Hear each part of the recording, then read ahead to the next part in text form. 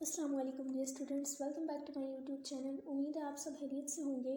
तो आज का जो हमारा लेक्चर है वो है some features of organic compounds. ठीक है, some features of organic compounds यानी कि ऑर्गेनिक कंपाउंड्स की कुछ खसूसियात। अब देखें, अब हमारे पास कोई भी कंपाउंड है, ठीक है।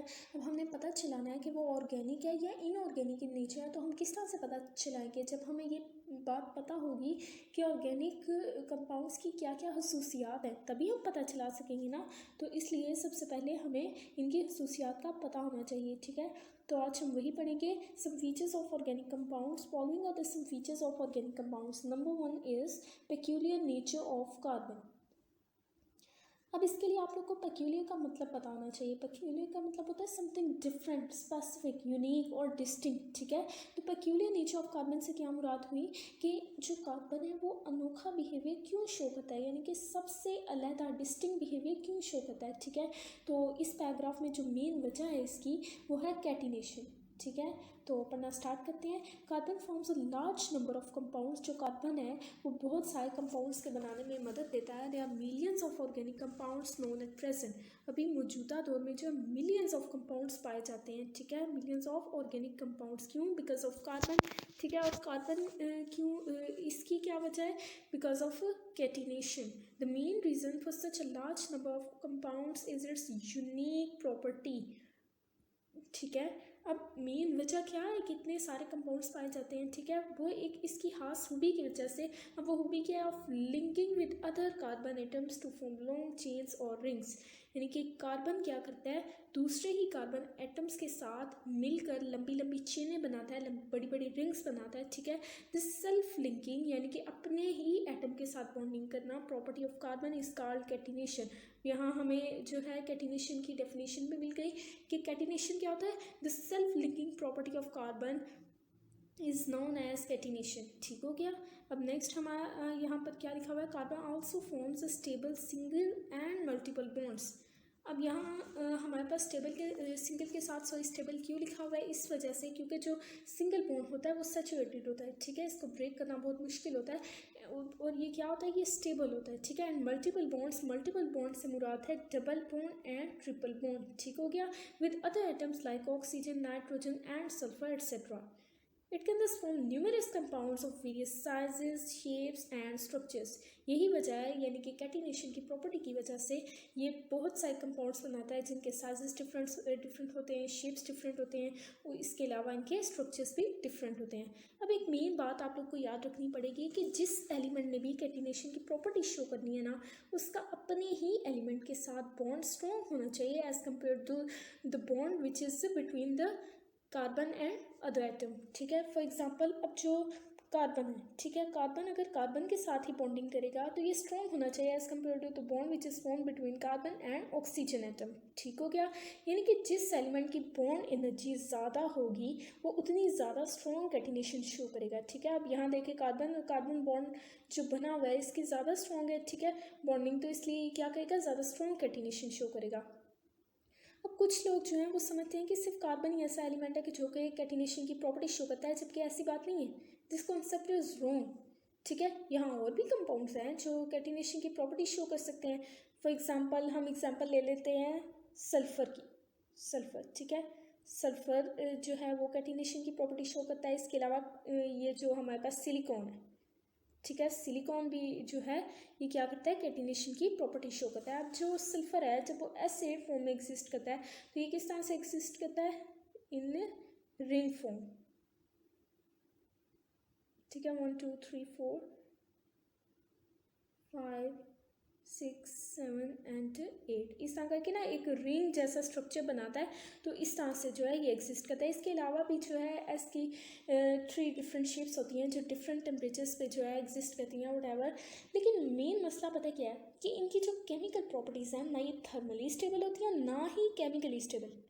यानी कि हम ज़्यादा ये लोग क्यों इतनी फेमस नहीं है कि हालांकि ये लोग भी कैटिनेशन शो करती हैं, सिर्फ कार्बन को ही क्यों कहा जाता है?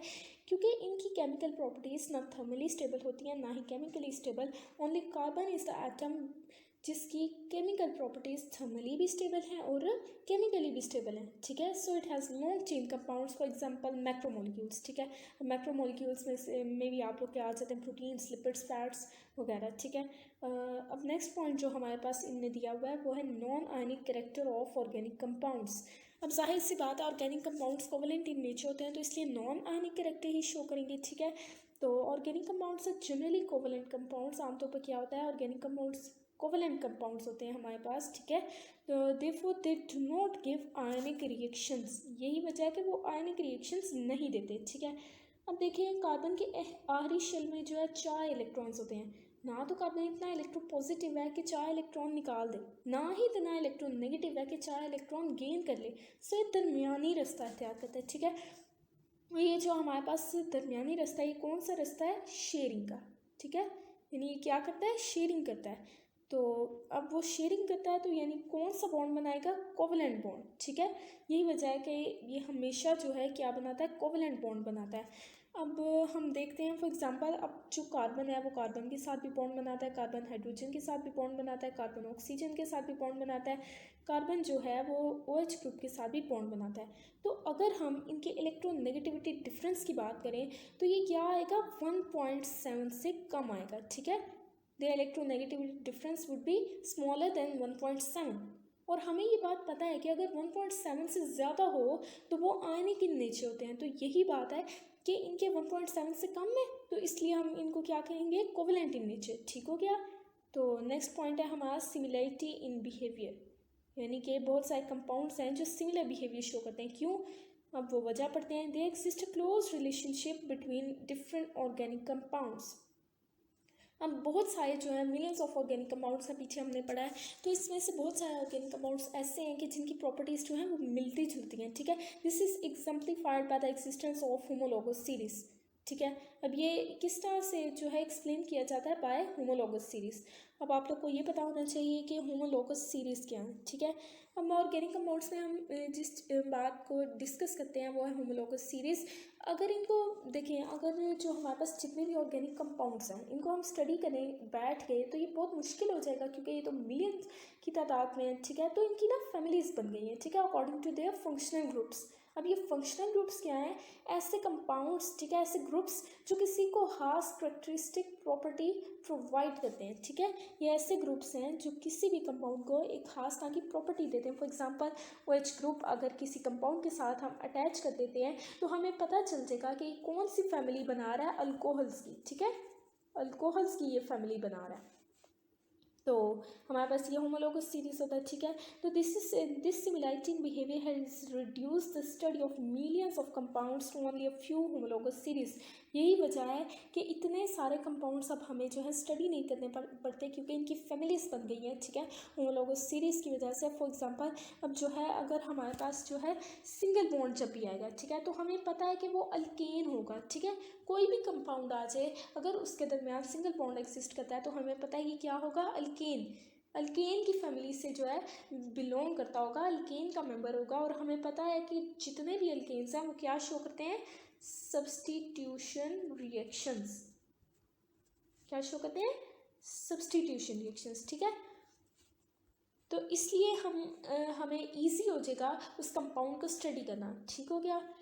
नेक्स्ट पॉइंट हमारे पास दिया गया है कॉम्प्लेक्सिटी ऑफ ऑर्गेनिक कंपाउंड्स, यानी कि ऑर्गेनिक कंपाउंड्स की कॉम्प्लेक्सिटी के वो इतने कॉम्प्लेक्स क्यों होते हैं। Organic compound molecules are usually large, बहुत बड़े कंपाउंड्स होते हैं, एंड स्ट्रक्चरली मोर कॉम्प्लेक्स, बड़े भी होते हैं और साथ साथ कॉम्प्लेक्स भी होते हैं, ठीक है। फॉर एग्जांपल स्टार्च है द फॉर्मूला, स्टार्च हमें यहाँ पर एग्जांपल के तौर पे दिया गया है, जिसका फॉर्मूला हमारे पास क्या है, C6H10O5, ठीक हो गया।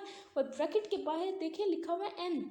अब N क्या है, वे N में भी सेवरल थाउजेंड्स, यानी कि N की तादाद थाउजेंड्स में जा सकती है। देखिए अगर हम ये हमारे पास कंपाउंड है C6H10O5, इसके बाहर अगर हम 100 पुट करें तो आप लोग मल्टीप्लाई करें 100, 6 को करें मल्टीप्लाई बाय 100, ठीक है। इसी तरह जो हाइड्रोजन का 10 है उसको मल्टीप्लाई करें 100 से, इसी तरह जो ऑक्सीजन का 5 है उसको करें 100 से मल्टीप्लाई। तो आप खुद आप लोग हिसाब लगा लें कि हमारे पास इस कंपाउंड में कितने ज़्यादा कार्बन, कितने ज़्यादा हाइड्रोजन, कितने ज़्यादा ऑक्सीजन पाए जाते हैं, ठीक है। ये बहुत बड़े कंपाउंड्स बन जाएंगे और बहुत कॉम्प्लेक्स, ठीक हो गया।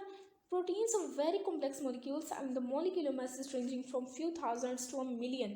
अब इनने प्रोटीन्स की भी एग्जांपल दी है कि प्रोटीन्स का भी यही केस है कि वो भी बहुत कॉम्प्लेक्स मॉलिक्यूल्स होते हैं, ठीक है। तो नेक्स्ट पॉइंट हमारे पास जो दिया गया है वो है आइसोमेरिज्म। आइसोमेरिज्म क्या होता है? Isomerism is the phenomena in which the compound has same molecular formula but different structure formula. For example, अब सिंप्लीफाई करके आपको बताती हूँ कि एक हमारे पास कंपाउंड है, ठीक है। अब उस कंपाउंड का मॉलिक्यूलर फॉर्मूला तो सेम होगा लेकिन स्ट्रक्चरली उसको डिफरेंट तरीक़ों से हम अरेंज कर देंगे तो वो क्या बन जाएंगे? इसके isomers and the phenomena would be called isomerism. अब आइसोमेरिज्म यहाँ पर पढ़ते हैं। Isomerism is a very common phenomena in organic compounds. Organic compounds में ये आमतौर पर पाया जाता है, ठीक है। Very often more than one compounds are represented by the same molecular formula, ठीक है। इनके मॉलिक्यूलर्स फॉर्मूलाज क्या होते हैं? सेम होते हैं। However they have different structure formulas. Molecular formulas तो सेम होते हैं लेकिन जो हमारे पास स्ट्रक्चर फॉर्मूला होते हैं वो क्या होते हैं? डिफरेंट होते हैं, ठीक है। ये अब मैं आप लोग को एक एग्जांपल से समझाती हूँ। For example we have a compound C4H10, ठीक है। अब ये हमारे पास क्या है? ब्यूटेन, ठीक है। ये क्या है हमारे पास? Butane.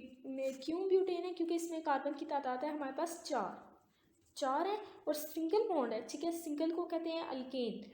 Buta plus alkane goes to form butane, ठीक हो गया। तो अब हम ये कंपाउंड लेते हैं, इसको स्ट्रेट चेन में सबसे पहले लिखते हैं CCCC, ठीक हो गया। अब बच्चों को ना हाइड्रोजन लगाने में काफ़ी मसले होते हैं तो आप लोग को सिंपल तरीका बताती हूँ। अब जो कार्बन होता है ना वो हमेशा 4 बॉन्ड बनाता है, ठीक है। अब हमने इस कंपाउंड में हर कार्बन एटम के 4 बॉन्ड्स कंप्लीट करने हैं तो कैसे करेंगे? अब कार्बन 4 बॉन्ड बनाता है तो यहाँ पर कार्बन ने क्या किया हुआ है? एक बॉन्ड बनाया हुआ है तो यहाँ पर हम कितने हाइड्रोजन लगा देंगे? 3 हाइड्रोजन। यहाँ पे जो है कार्बन ने 2 बॉन्ड बनाए हुए हैं तो इसलिए यहाँ पर हाइड्रोजन 2 लग जाएंगे। इसी तरह यहाँ पर भी इसने 2 बॉन्ड्स बनाए हुए हैं इसलिए हाइड्रोजन कितने लग जाएंगे? 2। यहाँ पर इसने 1 बॉन्ड बनाया हुआ है तो इसलिए यहाँ पर कितने लग जाएंगे? 3, ठीक हो गया। तो हमारे पास ये जो कंपाउंड बना था ये कहलाता है एन ब्यूटेन। क्यों? क्योंकि हमने इस तरह से स्ट्रेट चेन में बनाया, ठीक हो गया। ये अब हमने एक स्ट्रक्चर इसका बनाया था कैसे? CH3 CH2 CH2 और CH3। अब आप लोग इसमें काउंट कर सकते हैं कार्बन कितने हैं? 1 2 3 4, ठीक है। हमारे पास कंपाउंड था C4H10 तो 4 हमारे पास पूरे। उसके बाद हाइड्रोजन काउंट कर लें 1 2 3 4 5 6 7 8 9 10, ये भी पूरे, ठीक है। तो ये हमने सही तरीके से अरेंज किया। अब आप लोग यही जो है इसी को अरेंज कर दें डिफरेंट तरीके से, यानी कि ये जो यहाँ पर कार्बन है इसको उतार के आप लोग इसके नीचे या इसके नीचे किसी के भी नीचे लगा दो तो क्या बन जाएगा? CH3। नहीं रुकें, पहले आप लोग हाइड्रोजन नहीं लगाएंगे, पहले आप लोग सिंपल कार्बन जो है वो पुट करेंगे, ठीक है। हमारे पास 4 कार्बन आइटम्स थे, हमने चारों लगा दिए। अब हमारी बारी आ गई हाइड्रोजन लगाने की। हाइड्रोजन यहाँ पर 1 बॉन्ड बनाया हुआ है तो यहाँ कितने लग जाएंगे? 3। यहाँ पर भी 1 बनाया हुआ है तो 3 लग जाएंगे। यहाँ पर जो है 3 बनाए हुए हैं तो 1 लग जाएगा और यहाँ पर जो है 3 लग जाएंगे, ठीक है। ये हमारे पास जो है डिफरेंट तरीके से अरेंज हो गया। यहाँ पर हमारे पास ये ब्रांच बन गई है, ठीक है। अब आप लोग सोच रहे होंगे हम यहाँ पर भी लगा सकते हैं या यहाँ पर भी, तो ऐसी बात नहीं है। हाँ आप लोग लगा सकते हैं लेकिन वो फिर ब्रांच नहीं रहेगी, ठीक है। वो हमारे पास स्ट्रेट चेन कंपाउंड बन जाएगा इस तरह करके, ठीक है। वो हमारे पास स्ट्रेट चेन कंपाउंड बन जाएगा और हमने तो इसकी ब्रांच बनानी है, ठीक है। अब ये ब्रांच बन गई है तो इसका नाम होगा हमारे पास आइसोब्यूटेन। ब्रांच जब भी बनती है तो आइसो का वर्ड इस्तेमाल होता है। इसी तरह जब स्ट्रेट चेन में कंपाउंड प्रेजेंट हो तो हम कहते हैं एन ब्यूटेन। अब देखें हमारे पास कंपाउंड तो वही था C4H10। अब यहाँ पर आप लोग काउंट कर लें 1 2 3 4, 4 कार्बन एटम्स हैं। इसी तरह हाइड्रोजन काउंट कर लें 1 2 3 4 5 6 7 8 9 10, ठीक हो गया। तो हमारे पास ये भी पूरे 10 हैं, यानी कि C4H10 हमने जो कंपाउंड जो है बनाना चाहा था उसको डिफरेंट तरीके से अरेंज करना चाहा था वो बिल्कुल ठीक बना, ठीक है। तो आइसोमेरिज्म का फिनोमेना हो गया, ठीक हो गया। अब नेक्स्ट पॉइंट जो हमारा आ रहा है वो है rates of organic reactions. Organic जो कंपाउंड्स हैं वो किस तरह के रिएक्शंस जो हैं वो शो करते हैं। अब क्या होता है, ये तो बात आप लोग को पता है कि जो चीज़ भी स्टेबल होती है वो रिएक्शन करना पसंद नहीं करती, ठीक है। वो ज़्यादा रिएक्ट करना पसंद नहीं करती। तो जो मॉलिक्यूल्स होते हैं वो स्टेबल होते हैं, ठीक है। और जो ऑर्गेनिक कंपाउंड्स होते हैं वो कोवलेंट इन नेचर होते हैं। तो इनकी अपीयरेंस भी क्या होगी, मॉलिक्यूलर होती है, ठीक है। So their rates of reaction very low, ठीक हो गया। हम पढ़ते हैं rates of organic reactions. The reactions involving organic compounds are slow and in general the yields are low. क्यों? क्योंकि ये मॉलिक्यूलर इन नेचर होते हैं, ठीक हो गया। The slow rate of organic reactions is due to the molecular nature of organic compounds. Slow क्यों होते हैं? क्योंकि ये मॉलिक्यूलर इन नेचर होते हैं, ठीक है। इनकी अपीयरेंस जो होती है मॉलिक्यूलर होती है, और मॉलिक्यूल्स क्या होते हैं, स्टेबल होते हैं, वो ज़्यादा रिएक्ट करना पसंद नहीं करते। यही वजह है कि इनके रेट्स ऑफ रिएक्शन क्या होते हैं, वेरी लो। अब नेक्स्ट पॉइंट जो हमें दिया गया है वो है सॉल्युबिलिटी। सॉल्युबिलिटी का क्या मतलब होता है, हल होने की सलाहियत, यानी कि ऑर्गेनिक कंपाउंड्स किस तरह के कंपाउंड्स में हल होना पसंद करते हैं। तो इसमें हमारे पास जो एक बात आ जाती है जो हमने 9th क्लास में भी पढ़ी थी, यानी कि पीछे हम पढ़ कर आए हैं, क्या बात है, लाइक डिजोल्व्स लाइक, ठीक है। ये वाला फिनोमेना इसमें यूज़ होता है कि यानी कि जो पोलर है वो पोलर में ही डिजोल्व होगा, और नॉन पोलर जो है वो नॉन पोलर में ही डिजोल्व होगा, ठीक हो गया। तो most organic compounds are insoluble in water. अब जो हमारे पास वाटर है वो क्या होता है, पोलर इन नेचर, ठीक हो गया। पोलर इन नेचर होता है तो most organic compounds are insoluble in water. ज़्यादातर ऑर्गेनिक कंपाउंड्स वाटर में सॉल्युबल नहीं हो सकते, क्यों? क्योंकि वो नॉन पोलर होते हैं, ठीक है। And dissolve readily in non polar organic solvents. Organic non polar में क्यों डिजोल्व हो जाते हैं, क्योंकि खुद भी ये क्या है, non polar, such as benzene, petroleum, ether etcetera.